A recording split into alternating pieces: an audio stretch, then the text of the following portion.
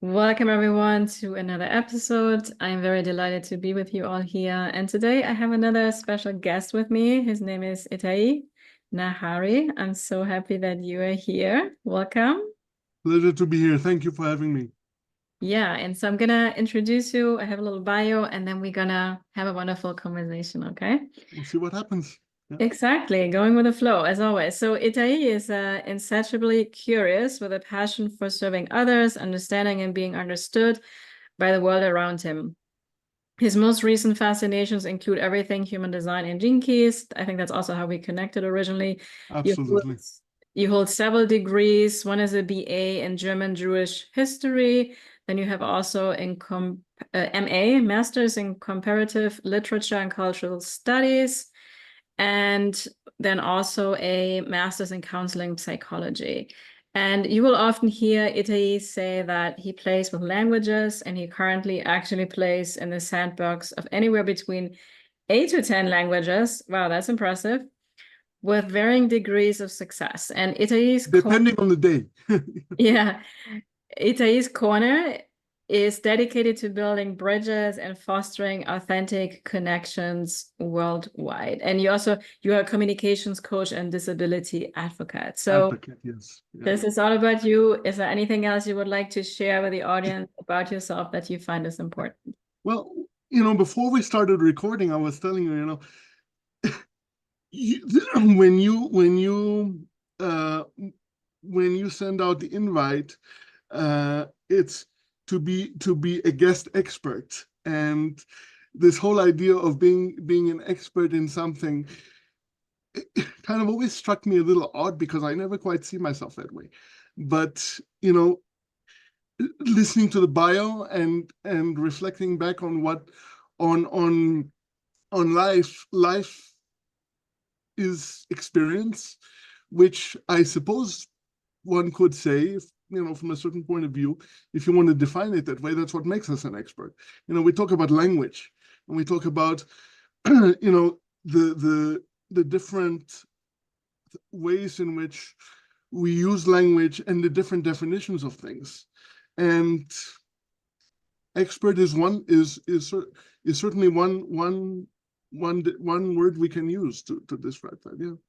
But in that sense, I think we're all experts in our own experience too. So Yeah, exactly. I think we have this idea that to be an expert, we have to have studied certain things, or we have to have all these degrees and certifications. But Mhm.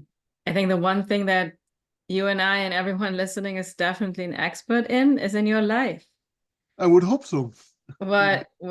What you have experienced. So what is something here that you would say, hey, I'm really an expert in that? Well, I mean, again, I have I have all this life experience as a you know being disabled. Uh, I was born disabled. I have CP, spastic quadriplegic CP, and that's, as I say, from birth. So that's something I really know from the inside out, and that's where my disability advocacy comes in. It's not something I would, it's something I would have done. I am doing just by virtue of the fact that I am alive and I exist with a disability. And what I find myself doing more often than not is explaining to the not yet disabled community. See, and here again, there's this idea with language. There's, generally speaking, we have the disabled community and the able-bodied community, right? I like to think about it differently. I like to think about it that there is the disabled community and then there's the not yet disabled community. Because eventually all of us, whether we're born with a disability or not, eventually all of us will experience uh, a disability on some level in some way. Mm. And the reason I think that disability and that there is this distinction between uh, disabled and able-bodied in the mainstream is because it actually is coming from a deep discomfort that the not yet disabled community has with this idea that we're all frail and we could all at any moment become disabled. So we try, or in general, in the mainstream, we try to put put the disabled in a category and the able-bodied in another category, where we don't have to think about, and we don't have to face our mortality, face our fragility. And that's a really good point. Yeah, it's really reflected again in the language. And how did I get to, we talked about the fact that I play with so many languages, right? I was, from very young age, I was just told, and this was a story I was told, you're very good with languages. And I was able to internalize it, and I just took it as a given. I took it for granted. And it became that way. I speak as a mother tongue, I speak Hebrew. This, I think, is English. yeah, this is English. We speak, I speak German. We connect sometimes in a combination of German and English, French, Spanish. So for me, language has always been a fascination. Mhm. And so has stories. I studied literature, I've studied history. It's all about stories. And it really, and this fascination with language has really brought me to the point of seeing that the way that we talk about something, right, and the way that we conceive of it in terms of language is really, it works both ways. First of all, it reflects the reality that we're living in, right? But it can also change it. Think about how there are certain terms that we grew up with, that are no longer appropriate to use, right, to say. And those terms, because language is a living, breathing thing, those terms evolved. But how did it evolve? Somebody had to say, at some point, this doesn't work. The idea that's reflected, let's use again the example of disabled and able-bodied, right? There's a category here that keeps us separate in a way. And what it means is that, again, it reflects, in the case of disabled and able-bodied, it keeps us relatively comfortable in our own spaces, and we don't have to think about how frail are we, how at any moment anything can happen. Yeah. So when the language changes, and when we reframe it and we change the story, that's how things eventually change. I mean, it takes a while, it takes a long time, but that's kind of where things, my thought process around that, if that makes sense. No, Yeah. thank you. I would love to actually reflect back just a couple of main points that you just drew, because I find there's a lot of truth in that. The one that the categorization, that it provokes a little bit of discomfort for the people that don't consider themselves disabled, right? And because we are being presented with the fragility of us humans, right? Never comfortable. Yeah, exactly. It's uncomfortable. And we humans, even like with emotions, like we know it is very easy to run away from them, right? Until at some point it catches up, right? So I think there's really like a call for more inclusiveness and make it something normal, right? Where it's actually not even a categorization. We are all humans at the end of the day with that, right? Yeah. And there's this idea in psychology and in counseling where we are normalizing, right? If we take an idea of that we're uncomfortable with, and we say, well, look, this is, all of us experience it in some way, or are going to experience it in some way, then yes, it's uncomfortable, but it also normalizes it for us. And eventually what happens, if we're lucky, is that it becomes less frightening, and less scary, and we start to be comfortable with it. And again, there's it all comes from this idea of normalizing things, but it's a process, you know. Yeah. And then that's why I love you bring it up, because it's an uncomfortable conversation we need to have in some way, right? And it may even, I can imagine, be triggering to a lot of people listening right now in some way, right? Because we are so easily, when we are afraid of something, or we see something that makes us uncomfortable, we don't want to see, we don't want to confront it, right? Absolutely. I mean, the first thing we do is run away from it. Yeah. But then again, we also know that what we resist persists, and Yeah. I mean, it's a balance, like everything else. But you know, it's, you know, I think the original reason that we wanted to do this was we had a conversation about gender, right? Remember, there was this I was part of a summit, which is for ladies, for queens in particular. right, And I think you mentioned that you were not going to participate because it yeah, was only for yeah, ladies. because it was for women and I wanted to respect it, and then you said, well, try it, and I thought about it, and in the end I didn't, you know.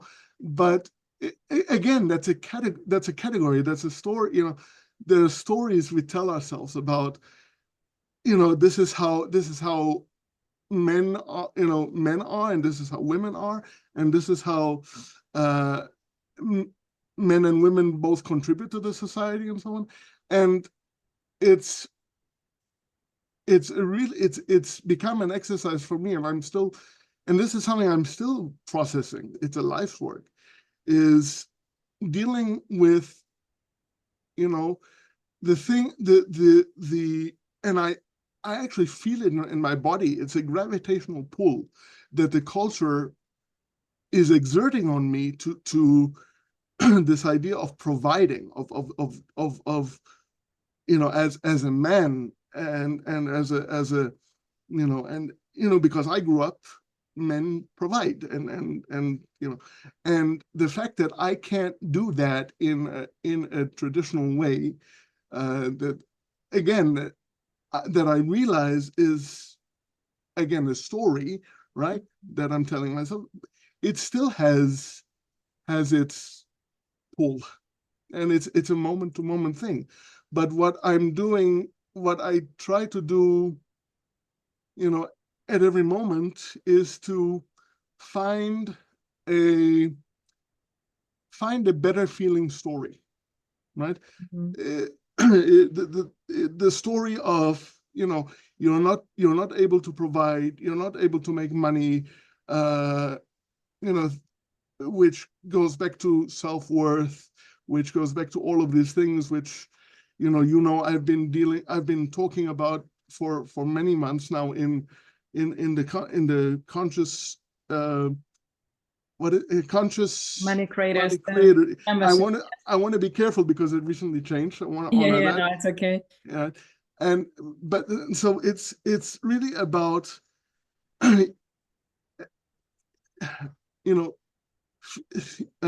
when those stories come up, and they come up all the time, you know, they come up sometimes several times an hour, you know, because it's all about in the present moment, right? Yeah. They come up several times an hour, and I say, okay, I don't like this story. Can I try, and I have so many tools in my, you know, from my experience, so many things I've learned, whether it's human design, whether it's the gene keys, which has been, both of them have been wonderful, you know, and everything that goes on in that, all of the psychology tools, all of the philosophy and the religion, and the stories that I've studied. And I said, okay, let me see if I can find in that toolbox, just in this moment, a story that makes me feel a little bit less like crap, you know. And if I can do that, that's, you know, and if I can breathe a little bit easier in that moment, never mind, you know, 5 minutes from now, who knows what happens 5 minutes from now, then it works, you know. And it's not, and it's not, there isn't a, it's not that I found this one thing and it's a cure-all, it's a panacea. It's no, it's whatever works in the moment, you know. And that's the best we can do, and that's, you know, what I'm hoping to be able to do with Etai's Corner is to provide a space for people, you know, to be to to be with themselves and with me in the moment, and I can reflect back to them what I experience, right? Mhm. And maybe it helps. You know, I Mhm. Itai's Corner exists, you know, because I basically, you know, you've read from in the bio, I studied all these things, and for various reasons, the system didn't want to take me on this way, but I have all these skills, right? Mhm. So I did the I you know the brave thing, which sometimes, depending on the moment, feels a little bit stupid, you know, because the line between brave and stupid is sometimes very thin. But I did this thing and I created Itai's Corner and I said, look, this is a space where these are my skills, and we'll see what good they can do, you know. So Mhm. Mhm. I don't know if any of that makes sense. I just end up talking and No, no, I love it. I mean, I think, I mean, I've mentioned this to you before. I feel like just your courage to share what you feel and think inside is such a courageous act, because that's deep vulnerability and it can empower so many other people, if they're disabled or not. How we label it, I understand what you mean by that in society. What also came up for me when you were talking, because you know my perspective on human design by now, I think, and I love it. Yeah, this we idea of have those, archetypes and holding it loosely. yeah, we have those 5 types. It's also a labeling, categorizing there. And so I was kind of trying to see, like, okay, how can this relate? Or this gender thing you brought up. Well, this is only for the queens, only for the leaders. I think at the end of the day, it creates separation. Absolutely. Yeah. So if we say these are the disabled people, right? And then we have the non-disabled people. It's a categorization, like we can see it in a bad way, in some way, where it creates separation and when we don't belong, which I totally get it. Then I also And think, on one level, it does do that, you know. yeah, on the other hand, I'm like, well, there was probably also a positive intention behind, because I think it was necessary so that, because in society we live in today, you probably get certain other benefits and support from the government, right? Right. Um, which only can happen when unfortunately when you have that label, right? With Yeah. I Yeah. also know with autistic kids, for example, if they are not officially I mean, when they're officially diagnosed, they get a lot more support with a lot of things that otherwise the parents would have to pay for. So Yeah. I'm always trying my best to see, like, while I'm not in your shoes, obviously, right? And your story is your story. How you feel is so valid. And also, I think it's good and healthy to bring up some frustration, to bring up some, maybe there's anger, maybe there's disappointment, because that means what it means to be a human, Yeah. right? And you know, you talk about, you know, if you have if you're labeled in this way, at least the way the culture exists now, then it's easier the way it's set up to get services, right? And this brings me to a topic again, language. I have this I have this thing with the phrase special needs. Mm, I hate the word special needs. okay. Either we all have special needs or none of us do. Because you have needs. I have needs. Your partner has needs. My partner has needs. We all have needs.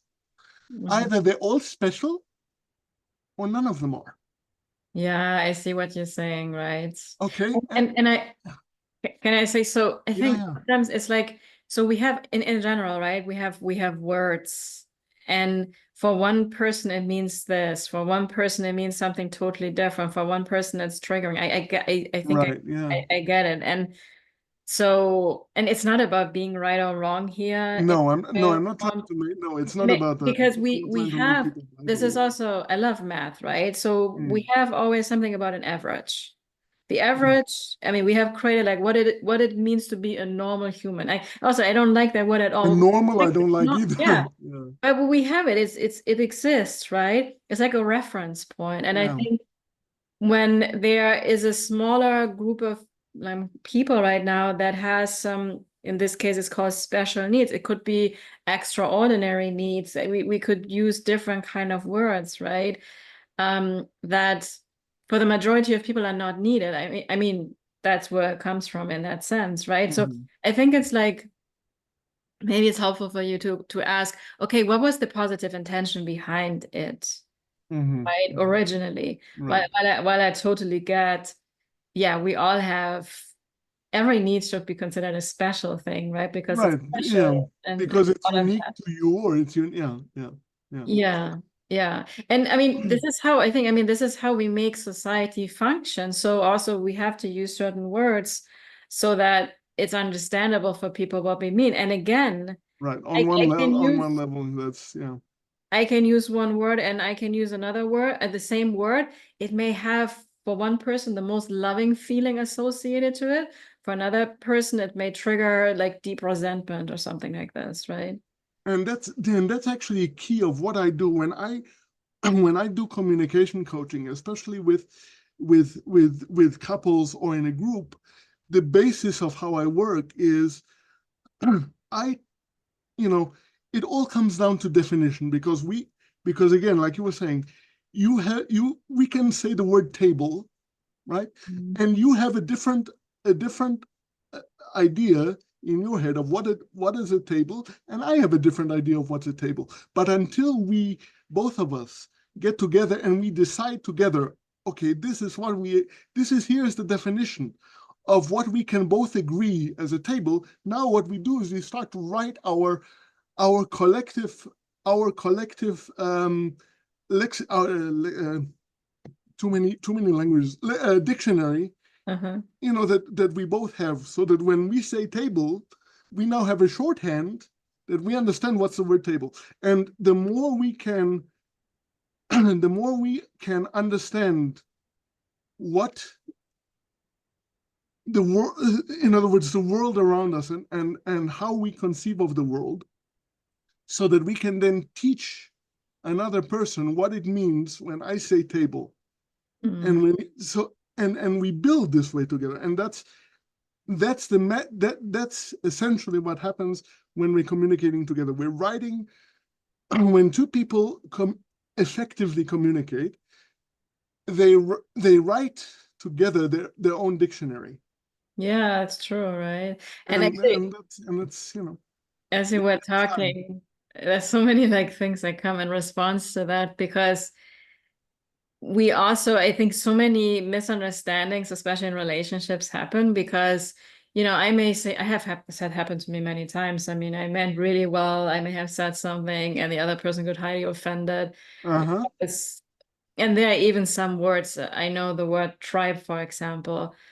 In human design, we have tribal circuitry, for example. We just use it. I have seen other people that get highly offended using the word. And Yeah.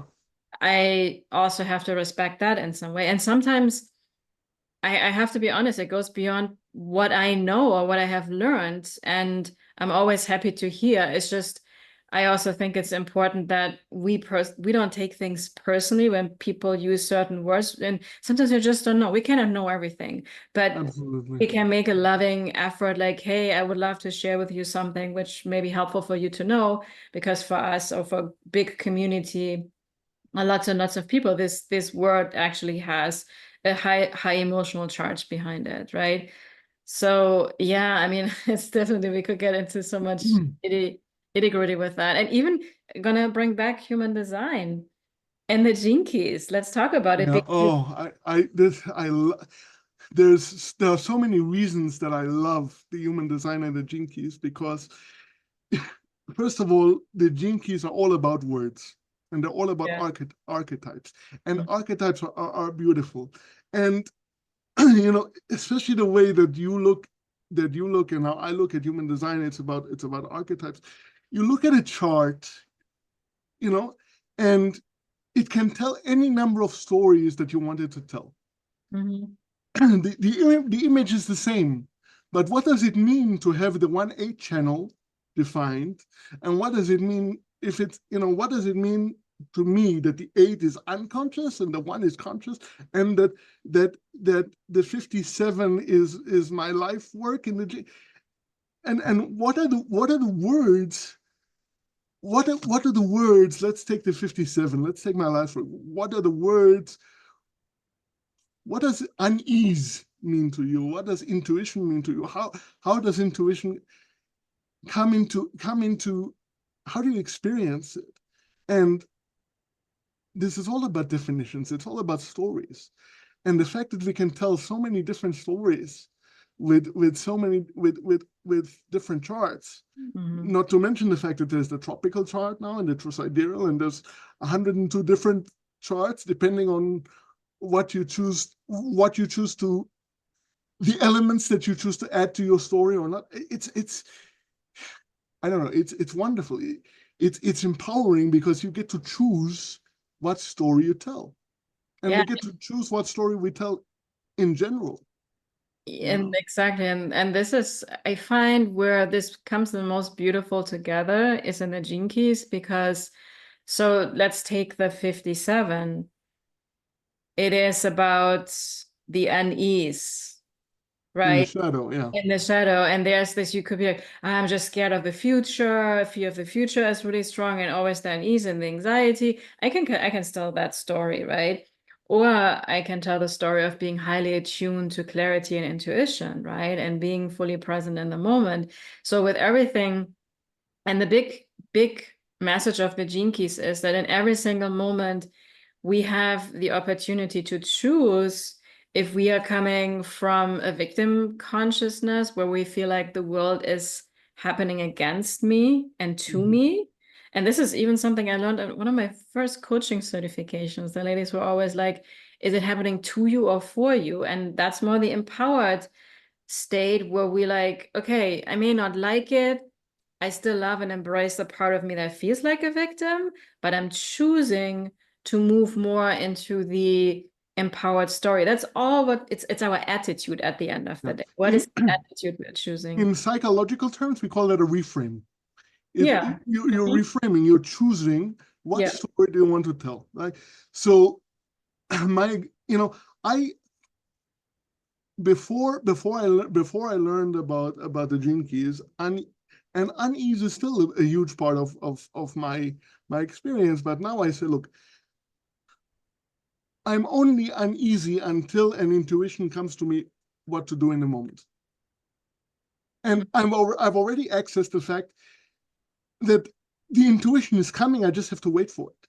So the unease doesn't disappear, but it becomes much more manageable. I feel better in my body. I don't feel like I feel like less of a victim this way. I'm empowered this way, and that's what I hope to do with everybody I encounter, with my clients, with anybody I encounter, because I spent so much of my life feeling disempowered, and feeling like, and we can find 102 different things that I can't do, and 102 different reasons why I can't do it. The one thing I can do, and the one thing nobody else can take away from me or do for me, is change the way I think about it, change the story I'm telling. And if I do that, and if I feel 1% better, then it's worth it. And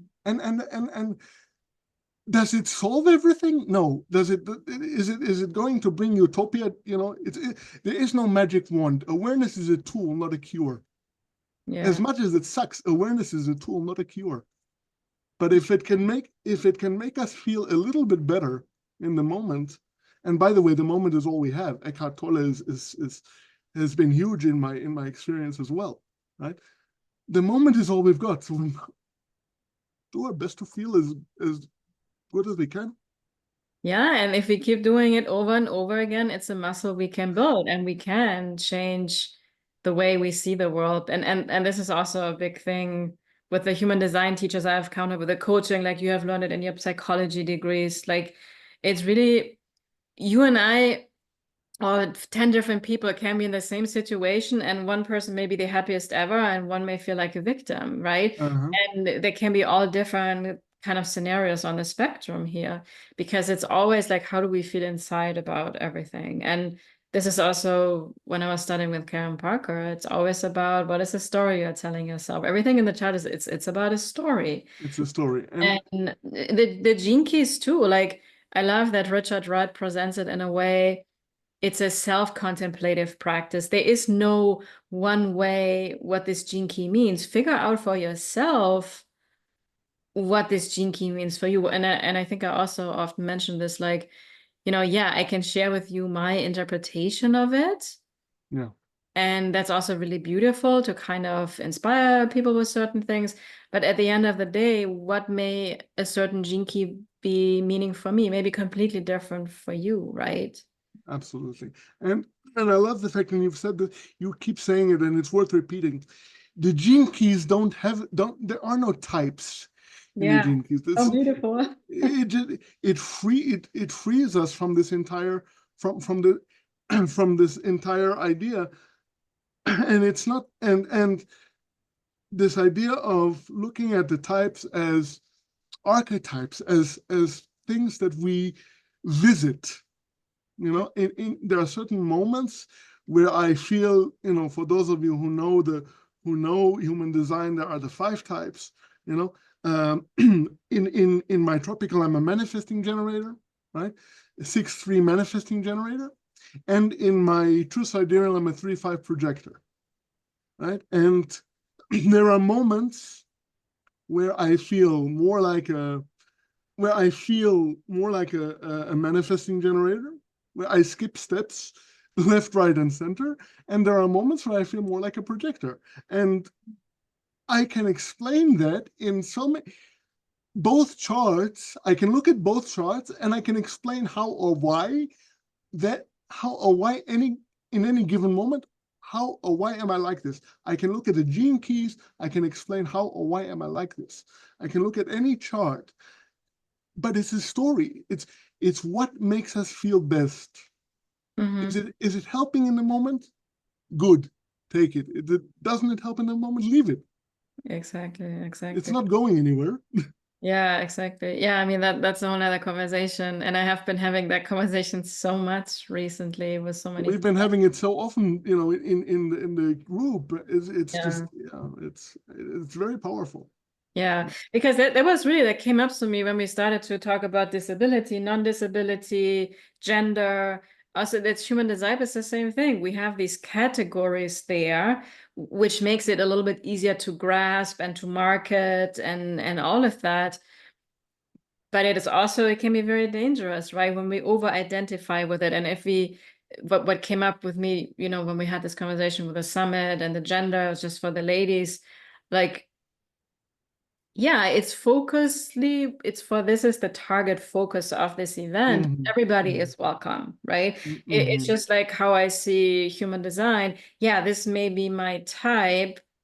That's what the chart says my type is, but really I can get to play with everything. When it gets really difficult for me, where I'm like, okay, hold on, now stop, is when it's like, okay, you're this type, and because of that, you're not supposed to do this because only this type can do it. That's when we have this exclusivity and separateness, which for me is not good, right? None of these systems or tools should tell anyone what they can do. It's only a tool to confirm how you feel about yourself, find some validation that you may need to have a more empowering story for yourself, and also not create in any way or form, because we have this in human design too, right? Oh, these types are better than these, or and this type can do this and this type can't do that. Yeah. yeah, it's similar to the disability conversation in some way, I find. Yeah. I mean, every type has to wait. It's just a different Yeah, flavor of waiting. You know, yeah, the manifester is waiting for inspiration from the universe. The manifesting generator is waiting to respond what life brings. The projector is waiting for the invitation. It's all waiting. And the yeah. reflector has to wait the month. We're all waiting. It's just, Yeah, and even that, we have to Right. take it This with a is grain of salt because the reflector doesn't exactly have to so. weigh for everything. And I have actually spoken with some reflectors. We have to really take that with a grain of salt, all of it, Absolutely. Yeah. because Yeah. I find all of us experience different forms of waiting, and all of us have intuitive insights and may do something in the moment, which is more the manifester, and we're all responding to life. For me, it's really more the overall wisdom that Yeah. For design me too. For brings. The me more I too. have studied it, the more people I have talked to. And at this point, I don't need the type anymore. While I love it, it's just when we take it to the extreme and see it as something as black or white, then I Is run there. limiting if something puts you in a box, then it doesn't. Yeah, and look, Richard Rudd, obviously he was into human design first. He studied it, he wrote books about it, everything. He knew raw.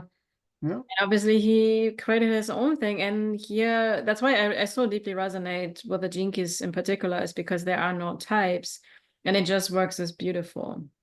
What we're talking about is, I think, there's a concept, at least the way I learned it, I think the first time I learned it was in my psychology studies. This concept of both end. The the more we can hold both things together, Yeah.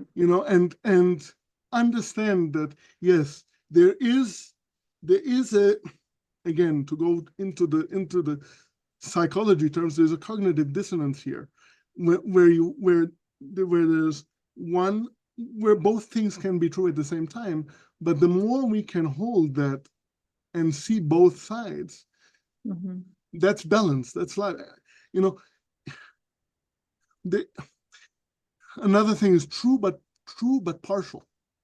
Everything has a partial truth, has an aspect of the truth. Mhm. So this is true and this is true. There's a line in Fiddler on the Roof where the the villagers are asking about, one of the villagers says one thing and one of the villagers says another thing, and the opposite things, and they say, Rabbi, who's who's right? He says, he's right and he's right. What do you mean he's right and he's right? They can't both be right. And then the rabbi says, you know what? You're also right. So it's again, how skillfully can we hold, the both end? How skillfully can we hold everything together? So And it's and that's balance. yeah, really what this comes down to for me is our human need to be right. Yeah. I think when we can let go of that, that's when we have more peace and more harmony. Because, and I think that's also what the whole human design gene keys conversation for me is about. It's like, I want you to find your truth. Just please don't assume that your truth is going to be everybody else's truth. This is also why in the coaching space, we have this dilemma of all these offerings about this is a 5-step process to reach success. You have to do the exact same thing. Yeah, because it worked for you, it doesn't mean it has to work for me. I really find the most empowerment when I have guidance that allows me to find my way. And just because it's my way doesn't mean it's right for everybody else, right? So yeah, it And kind of ties all with that.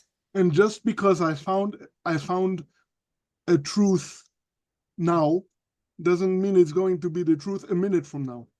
The truth Exactly that. truth it changes, and and there's and that's hard for a lot of, because because we, in the human brain, we have the left side of the brain and the right side of the brain.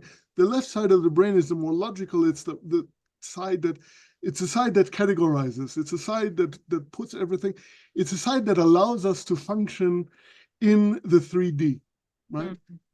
And then but we also have the right side of the brain that's more intuitive, that's more, that thinks more in an associative way, system, and you have in the brain this very, very thin bridge between the two hemispheres.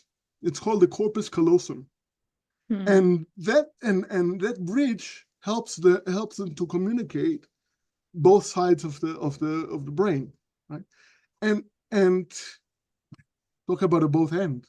I mean, how we do it, I don't know, but it's we human experience, we are more than the sum of our parts, and that's Is that then also, and I think you said, because I think I got confused first, because the more logical is the left, right? And left, yeah. yeah, And yeah, yeah. okay. So because that also makes me realize why this whole brain coherence we talk about and balancing the divine feminine and masculine is so important. Hmm. Because when we don't do that, there is such a, I think, tendency for us humans so easily to fall into, because I think society has been more the left brain kind of thinking, where Yeah. it's about the categorization and black and white thinking, and this is right and this is wrong, right? So It's we're shifting now. really shifting. And I also have to remind myself sometimes, because for some lucky reason, it comes very easy to me. I'm not sure with everything, but I guess with human design and all this, like it's just like, it's kind of common sense for me, if that makes sense. Yeah, for me And I too. have to remind myself so many times that it's not like that for everyone. For many people, this categorization or more black and white thinking is more normal or more natural to them. And I also don't want to make that wrong, Yeah. in some ways. So, It it it reminds me of, there's especially in the United States, when I tell people that I can speak several languages, mhm. it's so funny because their eyes go wide, and their jaw falls on the floor. It's For me, it's normal. I Yeah. grew up I grew up with several languages in the house, with Hebrew, with Yiddish, with Yiddish is a mixture of everything, of Eastern European languages, of German. So for me, it's normal. But in my experience, you tell most Americans, I speak, and they ha ha ha, and and I have to remember, just because I can do it doesn't mean everybody, you know, Mhm. it just, but I just find it funny every time. It's like, people are so amazed. It's like, that's, it's like breathing. I don't know. Yeah, yeah, but that's the whole thing. I mean, what we grew up with, what we learn, especially as a child, we get conditioned into, and that's Mm-hmm. easy and normal. It's like you learn how to ride a bike and you never forget. Well, some of us, Yeah, or yeah, okay, with a thank you for Um, the reminder. But certain other, for you it's a language, right? For another yeah, person it's learning how to swim or certain things. And for other people it's freaking hard and complicated. But that's also the beauty, because that's what makes us unique and different. I think yeah, we would live yeah, in the most boring world if everybody would speak 10 languages, if everybody would have the same hobby, if everybody would be good at human design, right?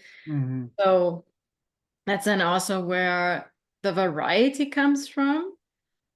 And it's just, I think the most important is for us to be compassionate and be appreciative of these differences, even the different views of how we see the world, if that's all inclusive or sometimes a little bit black or white thinking. Yeah, That also helps bring up some shadows. We're here to heal collectively. Everything has its part. yeah, Fine. absolutely, absolutely. So yeah, Yeah, and yeah, wonderful conversation, yeah, definitely. So, I really enjoyed it. Thank you. yeah, my pleasure. I just realized time was flying. I think we uncovered some, yeah, I hope really helpful insights for you guys talking about it. I know it's a very, very deep conversation. We'll definitely love to hear some of your responses to that, what came up for you with that. And Itai, one more question for you. It's like, what's one nugget of wisdom that has changed your life that you feel like could help the listeners as well? Well, again, I think I'm going to go back to where I am in this moment. Hmm. Is change your story, change your life, and it's not about. And when I say change your life, I mean find a better feeling story in this moment, Mm-hmm. and whatever makes you feel better in this moment, because in this moment that's all we have anyway. Yeah. Next moment isn't promised. I don't know what's happening when we leave this call, Mm-hmm. but in this moment, if you can feel better in this moment because of some story you're telling yourself, right? Go for it. I love it. Beautiful.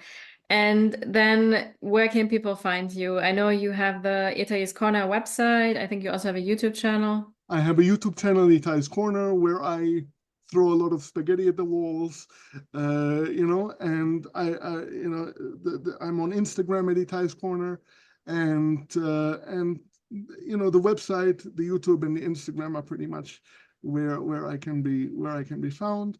And I would be happy to connect with any and all of you, and if we can work together in some way, collaborate or otherwise, I would be happy to entertain that. Yeah. Awesome. Thank you so much. I'm going to make sure I'm going to put everything in the show notes. Thank you for your time and It was sharing, a pleasure. Thank you. sharing your insights and perspectives. I think that's just super, super powerful. And you listeners, as always, thank you for tuning in. Thank you for listening. And I'm very excited to be with you all on the next episode.